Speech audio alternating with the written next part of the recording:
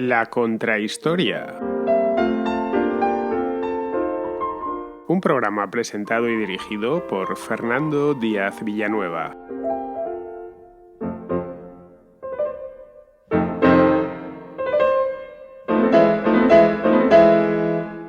Se tiende a pensar que esto de los cracks bursátiles, de los batacazos en la bolsa de valores, quiero decir, es cosa del siglo XX, en concreto del año 1929 para adelante. Bueno, afino más el argumento, en concreto del año 1929 y del año 2008. Pocas caídas de la bolsa se conocen por el común de los mortales. Quiero decir que no sean estas dos, como si antes nunca hubiesen existido y como si entre 1929 y el año 2008 la bolsa hubiera sido prácticamente un paraíso.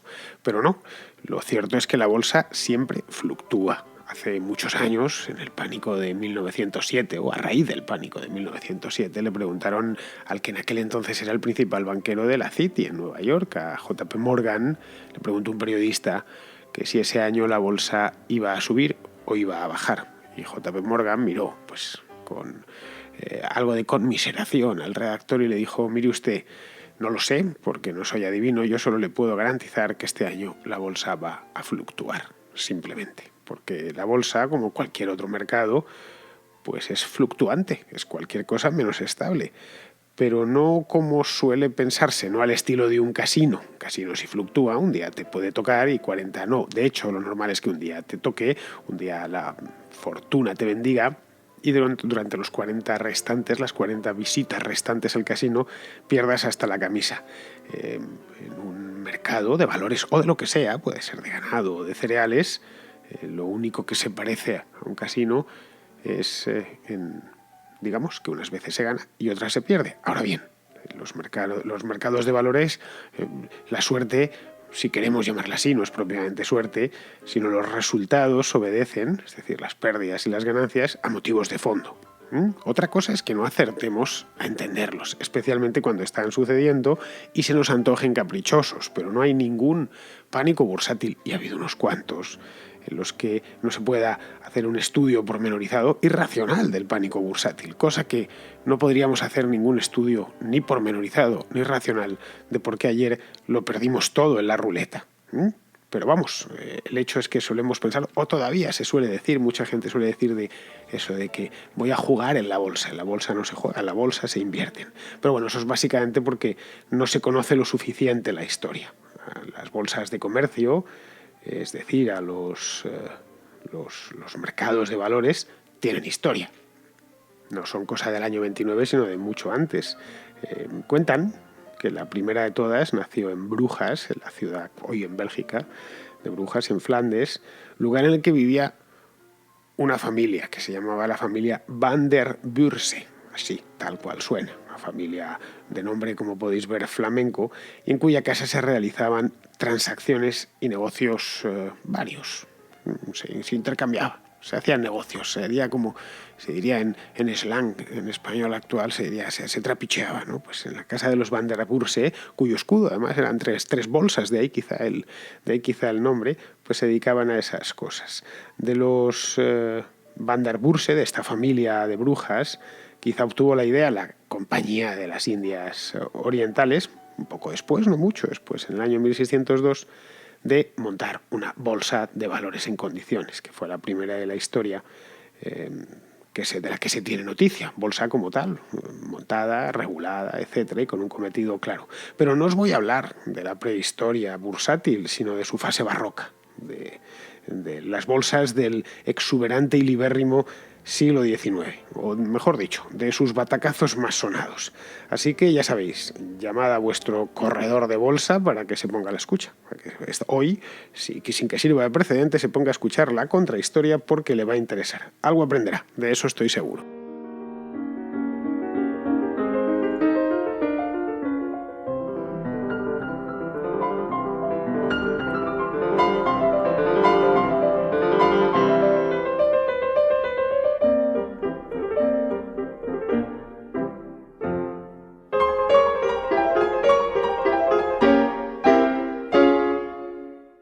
Los cracks bursátiles son todos muy parecidos. Si los miramos desde arriba, nos elevamos sobre la historia de las diferentes bolsas a lo largo de los 2 últimos siglos. Bueno, hoy voy a hablar solo de las del siglo XIX, porque no da para más la contrahistoria, dura lo que tiene que durar. Otro día haré las del siglo XX. Miramos que responden a un patrón más o menos, casi se diría que predecible, especialmente si se las estudia en retrospectiva. Ya decía antes que mientras están sucediendo no terminamos de entenderlas del todo, pero sí si la miramos con los suficientes años, o incluso a veces con poco tiempo. Al año siguiente ya se empieza a ver dónde había fallado. Siempre sucede lo mismo, o algo muy parecido. Podemos aplicarlo a prácticamente todos los pánicos bursátiles que ha habido en los 2 últimos siglos. Incluso me iría mucho antes, desde que empezó, desde que la Compañía de las Indias Orientales, holandesa, fundó la primera de las bolsas, el primero de los parques, allá por el año 1602, a principios del siglo XVII. Esta primera fase, la que se ve antes del batacazo bursátil, y que es, en definitiva, la que lo provoca, no lo olvidemos, viene caracterizada algo así por, generalmente, alguna noticia positiva y que invite al crecimiento económico y que anime a la inversión. Es decir, anime a poner en funcionamiento el ahorro, sacarlo de debajo del colchón o del cofre que tenemos metido en el sótano de casa y ponerlo en funcionamiento para que nos devuelva beneficios. Poner en funcionamiento ese dinero, es decir, prestárselo, digamos, a alguien o dejárselo a alguien para que a cambio ese alguien emprenda una actividad productiva y nos devuelva algo, nos dé beneficios, ¿no? A fin de cuentas, la economía consiste en eso y las bolsas de valores nacieron con esa idea. Los holandeses que la crearon, la primera en Ámsterdam, era para eso, era para financiar sus viajes mercantiles por medio mundo, ¿no? Bueno, pues primero necesita una buena noticia. El fin de una guerra, puedo decir, o un gran descubrimiento técnico, o un gran descubrimiento geográfico. De hecho, hemos descubierto un sitio donde hay unas minas excepcionales, o se ha descubierto un medio de transporte magnífico, pues el ferrocarril o el barco de vapor o lo que sea, que va a hacer que la productividad aumente, que se gane mucho dinero con él, en definitiva. Eso siempre e inevitablemente lleva al optimismo. Y el optimismo conduce a asumir riesgos. Una economía confiada asume riesgos en general. Una persona confiada asume riesgos. Uno por eso asume más riesgos a los 20 años que a los 70. Porque está confiado en que el cuerpo le va a aguantar, la salud le va a aguantar. Y es cuando se hacen los disparates, por lo general. Pues pasa lo mismo en una economía que va bien o que viene acompañada de buenas noticias. Es en este punto del ciclo, digamos, donde se cometen los excesos, donde se cometen las insensateces. Y es cuando, también prosperan los estafadores, porque no lo olvidemos, y esto es una constante en la historia de la economía, es una constante en la economía en general, una constante histórica, que se da en todo tiempo y lugar. Siempre hay muchísimos tontos codiciosos que a la vez son propensos de ser defraudados. Esta es la realidad. Y no podemos evitarla y no la podremos evitar jamás. Siempre habrá uno que es demasiado codicioso y a la vez no muy listo, y por el otro lado, otro que le quiere defraudar y que lo consigue. El problema, volviendo a la fase, a estas fases que nos llevan al crack bursátil, es que la fase expansiva, el problema de esta fase expansiva, es que no puede durar siempre. Es decir, por mucho que haya acabado la guerra, por mucho que se haya descubierto el barco de vapor, al final, tiene el alcance que tiene y no se puede a uno hacer millonario todos los días. En algún punto de esta onda expansiva, algo falla, inevitablemente. No sabemos cuándo, ni quién lo provoca, ni cómo. Pero toda burbuja termina por explotar. Unas tardan más, otras tardan menos, unas estallan solas, otras las estalla un agente exógeno, pero siempre estallan. En un momento dado, lo que antes era muy rentable, pues pasa a no serlo e incluso empieza a costar dinero. Eso se ve, pues podemos verificarlo a lo largo de los distintos cracks en la bolsa que se han ido dando tanto en los siglos XIX como en el siglo XX. En la época buena, unos han invertido sabiamente, sin exponerse demasiado, o han invertido al principio, y otros pues lo hacen a lo loco o entraron al final. Y es entonces cuando se lo tienen que comer. Es en ese momento, cuando cualquier anomalía, pues, que unos meses antes no hubiera producido nada, pues en ese momento, en cambio, pues una quiebra, un fraude que se descubre de golpe, una mala cosecha, pues hace que el castillo de naipes se derrumbe. Nada más. La culpa, obviamente, no es de esa mala cosecha, la culpa no es de esa quiebra. Esos solo han sido los disparadores, los gatillos para que la burbuja se termine de pinchar o para que la bolsa, en este caso, ese mercado de valores, caiga de golpe.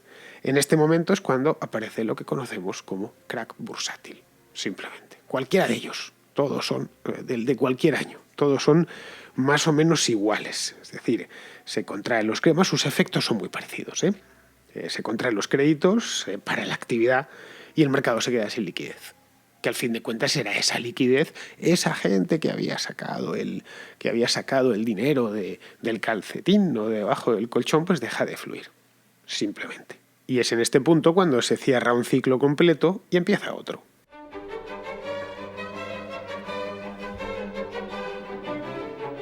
El primer crack bursátil del mundo contemporáneo, si tenemos en cuenta que la contemporaneidad empieza con Napoleón y con las sacudidas napoleónicas en Europa, tuvo lugar en el año de 1825, hace ya prácticamente 200 años, y empezó en Londres, que era y seguiría siendo durante mucho tiempo la primera plaza financiera del mundo. Bueno, en aquel entonces casi podríamos decir que era la única o casi la única, había algunas más, pero bueno, desde luego era la más importante del planeta. Nótese el año. Pero apuntad bien el año, 1825. Habían pasado justo 10 años desde el final de las guerras napoleónicas, lo cual tiene su importancia. Habían sido unos años de gran expansión económica en todo el continente europeo y por extensión en todos los lugares donde andaban los europeos metidos. Este crack del año 25, de 1825, se le conoce como el pánico de 1825, puso fin a una década de gran euforia comercial, durante la cual pues se pusieron, por cierto, algunos de los cimientos del mundo moderno, de nuestro mundo, ¿no? El ferrocarril es cuando nace en aquel entonces, o la navegación a vapor también nace en aquel entonces, luego ya se fueron desarrollando a lo largo del siglo XIX, pero nacen y los primeros ferrocarriles son de esta época. Esos primeros ferrocarriles necesitaron inversión, los avances técnicos que los hicieron posible, necesitaron inversión. Es decir, pero aparte de esto, de estas cosas buenas que salieron de aquella época, pues se cometieron muchas locuras. En Inglaterra, por ejemplo, pues se hicieron canales que llevaban menos tráfico del previsto, esto probablemente nos suene. Se emprendieron proyectos mineros e industriales, pues un montón, por toda Inglaterra, Escocia, Irlanda, por gran parte del mundo occidental de la época, especialmente en Inglaterra. Era un sistema llamado los country banks, los bancos en el campo, que aparecieron bancos como setas por todas partes, con muy poco capitalizados y que prestaban. Se prestaba dinero a pequeños empresarios que tenían una idea, pues por ejemplo, pues ahora que ya han hecho este canal, pues voy a transportar lana de oveja, de las ovejas que se esquilan allá arriba, pues voy a llevarla hasta la ciudad para que esto sirva a la industria textil. Es decir, estos country banks tuvieron su función en la revolución industrial. Algunos especialistas dicen incluso que hubiera sido, si no imposible, mucho más difícil la revolución industrial en Inglaterra durante el primer cuarto del siglo XIX sin la concurrencia de estos bancos que eran por lo demás un tanto insolventes y que, por supuesto, este pánico de 1825 barrió del mapa. La crisis, además, fue muy profunda. Es decir, a los pánicos bursátiles muchas veces les sucede una crisis, casi siempre. Una crisis que se extiende por el resto de la economía y se dejó sentir varios años. Aquí vamos a movernos de la economía a la política. ¿Y qué sucede después de 1825? Pues no sé, quizá la revolución de 1830, la revolución de julio en Francia, donde cayó la dinastía borbónica, o la de Bélgica, un mes después, en el mes de agosto, que marca el nacimiento del país. Bélgica nace en ese punto, en 1830, pues quizá no solo se debieron a cuestiones de pura exaltación romántica, quizá había otras causas subyacentes, y algunas de ellas serían de tipo económico, y en 1830 Europa estaba en crisis. Estaba todavía arrastrando los efectos de este pánico de 1825. El siguiente gran batacazo bursátil tuvo lugar en 1857. Como veis, bastante tiempo después, fueron unos años de muchísimo crecimiento cuando se superaron todas las contradicciones y se limpiaron todas las malas inversiones de ese periodo de euforia, pues se abrió otro, obviamente, a partir de 1830 más o menos, que coincidió además con lo que entonces se tomó como una buena noticia, que fue la guerra de Crimea, que se hicieron grandes negocios, especialmente en los países de Europa Occidental, como Francia, como Inglaterra, como la propia España. Entre los corredores de bolsa españoles se puso de moda una frase que decían: para que la economía vaya bien, es decir, para que se pueda ganar dinero hacen falta tres cosas: agua, sol y guerra en Sebastopol. Sebastopol es una ciudad crimeana, una ciudad en Rusia, en aquel entonces. Bueno, ahora con el tema de la toma de Crimea, de la incorporación, anexión de Crimea, ha vuelto a ser rusa. Bueno, este pánico de 1857 no arranca de cualquier manera en Europa, empieza en Estados Unidos, a raíz del crecimiento desmesurado de los ferrocarriles. Empezaron a construirse por todo el país. Ya era una tecnología madura, digamos, para entonces, y empezaron a construirse ferrocarriles hacia el oeste, acompañando además las primeras grandes olas migratorias que llegaban al puerto de Nueva York, y iban los granjeros que llegaban de Europa, iban hacia el este, pues la zona de Kansas. Por aquel entonces todavía no habían llegado a las montañas rocosas. Pero pronto esta crisis que había nacido en Estados Unidos se extendió por Europa. Y se fueron además de golpe al garete todas las bolsas. La de Hamburgo, por ejemplo, quedó tan seca de liquidez que el Senado de la ciudad tuvo que pedir préstamo a varios banqueros, entre ellos a los Rothschild, pero se negaron a refinanciar las pérdidas inmensas en las que habían caído sus compañías mercantiles. Hamburgo era una ciudad muy comercial. Todavía no formaba parte del Imperio Alemán, porque el Imperio Alemán le faltaban unos años para terminar de formarse, pero una ciudad muy comercial, un poco al estilo de Ámsterdam, ¿no? Bien, ni siquiera los Rothschild les prestaron y tuvieron que recurrir al emperador de Austria, que, bueno, a cambio, obviamente, de unas condiciones muy ventajosas, les arregló un préstamo que se cargó en un tren que mandaron desde Viena hasta Hamburgo, cargado de lingotes de plata. Esto en alemán se llama el Silberzug, el tren de la plata. Debió ser una cosa, digna de ser vista, verlo atravesar Alemania de sur a norte, cargado de plata, para poder, salvar a Hamburgo, a la ciudad de Hamburgo, de la quiebra más absoluta. A España le afectó también. España ya contaba por aquel entonces, estamos hablando en torno a 1860, de su propio mercado financiero. No era muy grande, pero ya existía, y quedó muy golpeado ese mercado, especialmente la bolsa de Barcelona. La bolsa de Barcelona no era una bolsa formal, no era como la bolsa de Madrid, que existía desde 1831, sino una bolsa informal. Sí, sin regulación ni nada por el estilo. Uno llegaba con una idea y emitía acciones, simplemente prometiendo grandes beneficios, para captar capital. Era una bolsa libérrima, digamos.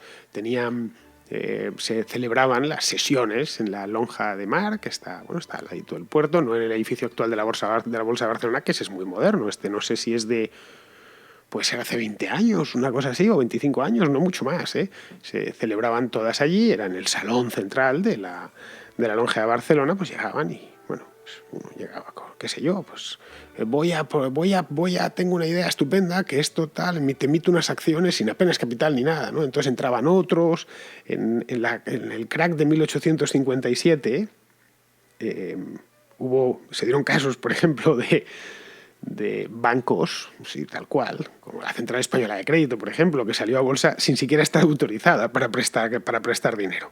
Había otra en esta crisis, que otra fantástica, de un nombre extraordinario. Yo cuando la leí por primera vez me quedé maravillado. Se llamaba Compañía de Seguros Marítimos, Avales y Subvenciones La Salvadora. Bueno, pues La Salvadora quebró en 1857. Todas estas cotizaban, entre comillas, en la bolsa, entre comillas, de Barcelona, que no era propiamente una bolsa, aunque ejercía de bolsa. Era la bolsa, desde luego, la que más movimiento y actividad tenía del país, a pesar de operar en cierto o en el absoluto informalismo. Estas sociedades además emitían muchos títulos y muchísimos pagarés sin más fundamentos que la esperanza de grandes negocios, simplemente. Ojo, el capitalismo avanza así, no lo olvidemos, y el crecimiento económico también. Bueno, a todos estos, o a casi todos, se los llevó el crack del 57, y los pocos que sobrevivieron, que alguno pues consiguió pasar esto, cayeron en el siguiente, que tuvo lugar en el año de 1866. Este fue el famoso pánico del 66, que comenzó no en Estados Unidos, sino en Londres, con la quiebra de una sociedad que se llamaba Overend Garnier & Co. Esto era un banco de descuento. Ahora nos suena raro porque, claro, no existen bancos de descuento más allá del Banco Central. El único banco de descuento que hay en toda Europa, por ejemplo, es el Banco Central Europeo, y en Estados Unidos la Reserva Federal. Pero en 1866 había bancos de descuento. Es decir, era, por simplificarlo mucho, una especie de banco de banqueros. La City londinense además quedó totalmente arrasada. Arreciaron en aquel entonces, ya existía prensa económica, ya existía el Economist, por ejemplo. El Economist nace en 1840, creo, una cosa así. Llevaba un montón de años publicando boletines de noticias económicas. Pues en aquel entonces, con una prensa económica ya funcionando, arreciaron las críticas sobre las malas prácticas bancarias de estos señores de Oberand, Garnier & Co. Si uno lee esos resúmenes de bolsa escritos en el Economist en la época, parece que está describiendo en algunos casos la quiebra de Lehman Brothers en el año 2008, no es broma. Walter Bagehot, que fue uno de los padres fundadores del Economist y era el editor en aquel momento, llegó a dejar por escrito que este banco prestaba de forma tan temeraria e insensata, esto es textual, que un niño que hubiera realizado un préstamo en la City lo hubiera hecho mejor. Es decir, este texto podemos sacarlo del año 1866 y llevárnoslo a 2008 para hablar no ya de Lehman, sino de casi cualquiera de los bancos de inversión de la City neoyorquina en aquel entonces. Bueno, este batacazo, este pánico se produjo en Londres el 11 de mayo de 1866. Bien, el día 12 ya estaba en el resto del continente. Ese día suspendió pagos en Barcelona, por ejemplo, el Crédito Mobiliario Barcelonés y la Catalana General de Crédito.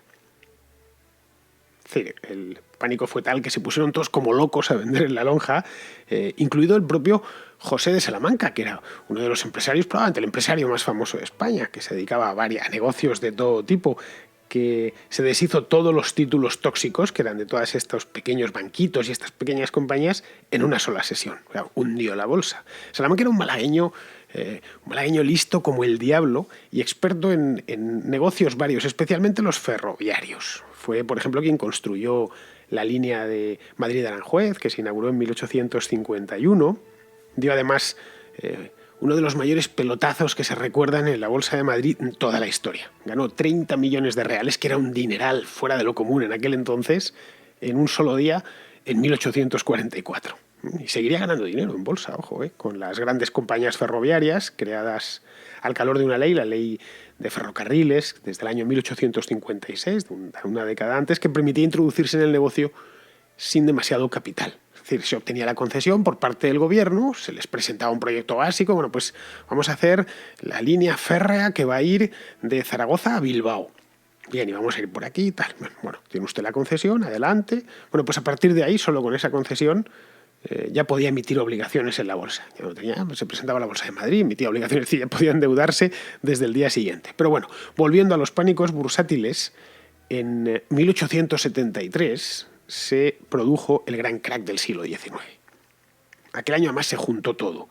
Se juntó el periodo expansivo previo que había sucedido a la guerra de secesión americana, la guerra civil en Estados Unidos, los años de euforia que siguieron a las guerras nacionales en Italia, en Alemania, en Austria, a los que, por cierto, siguieron años de gran crecimiento urbanístico, en concreto en Alemania, que había recibido unas compensaciones de guerra por parte de Francia muy altas, que el nuevo gobierno imperial pues no se demoró en gastarlas y en ponerlas en circulación. Contribuyó también el impacto económico positivo, obviamente, del Canal de Suez, que se había inaugurado en 1869.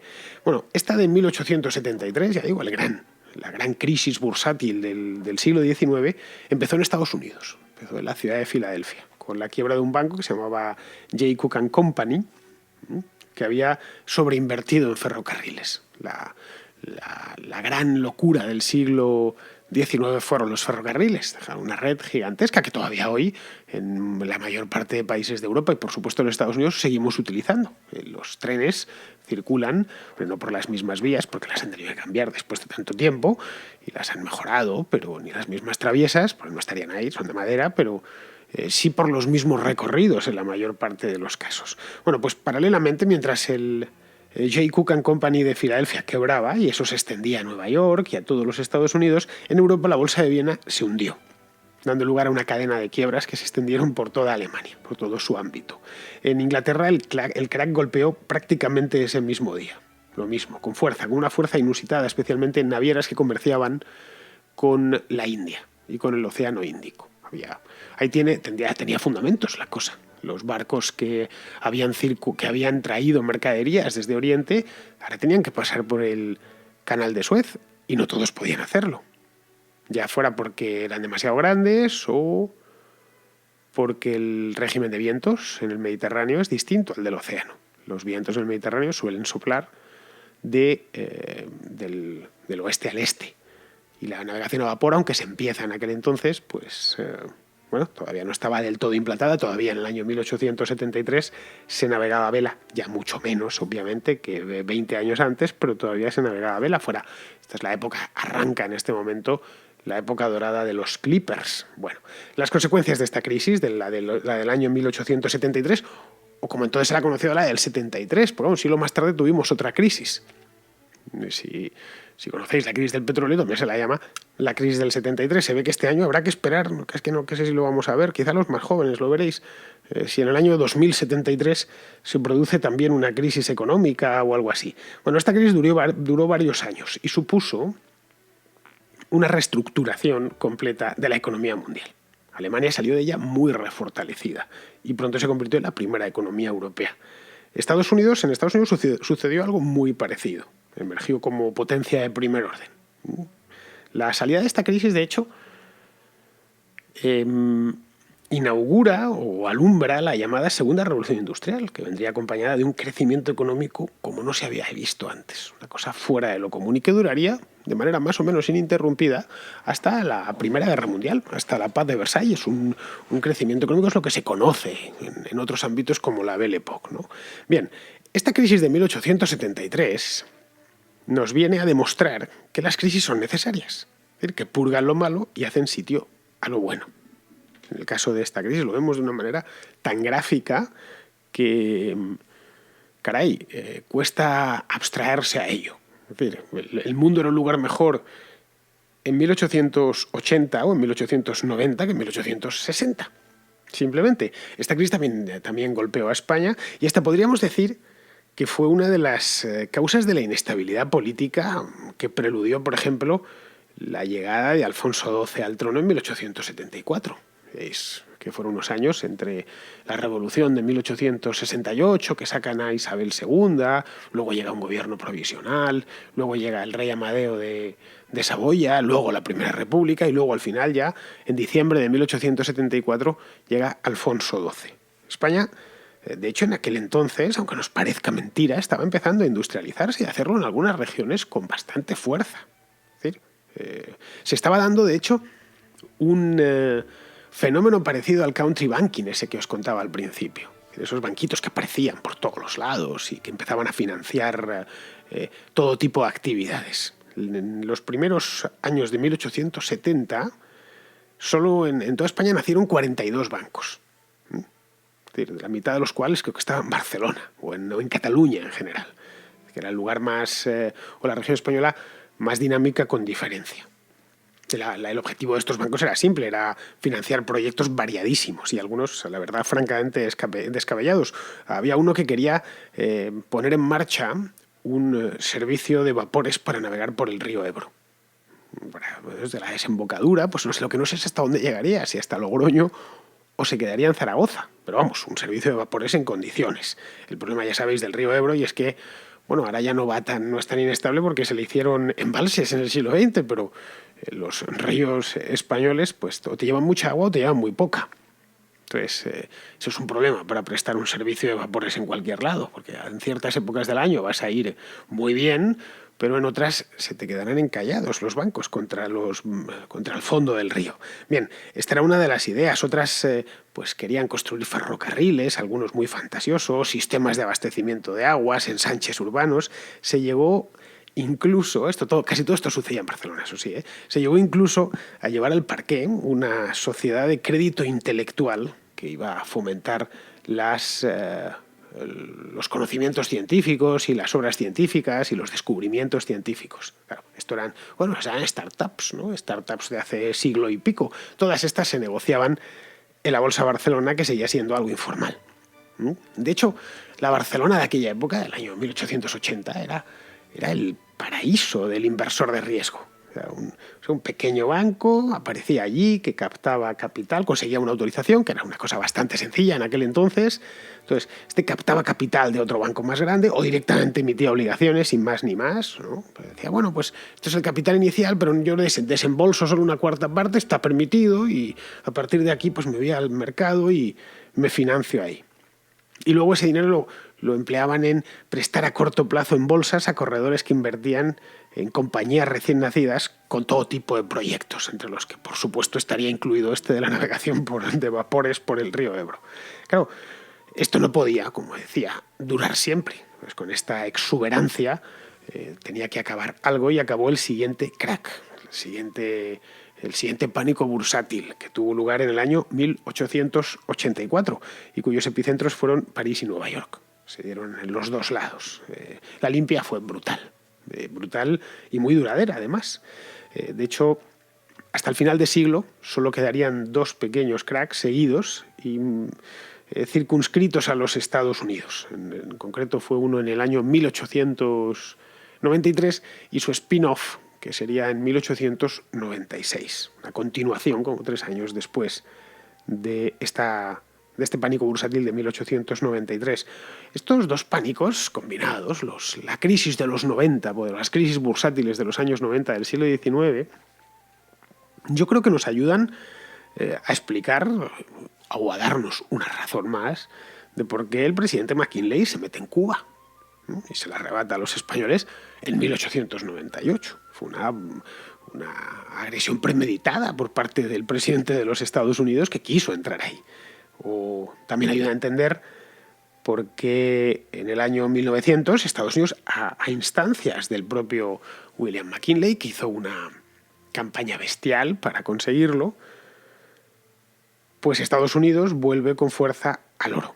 Es decir, se pasa la llamada Gold Standard Act, la ley del patrón oro. Estados Unidos había tenido unos años desde la Coinage Act del 1873 de bimetalismo, pues vuelve con mucha fuerza al patrón oro. Pero bueno, esa es otra historia que trataré en otra contrahistoria.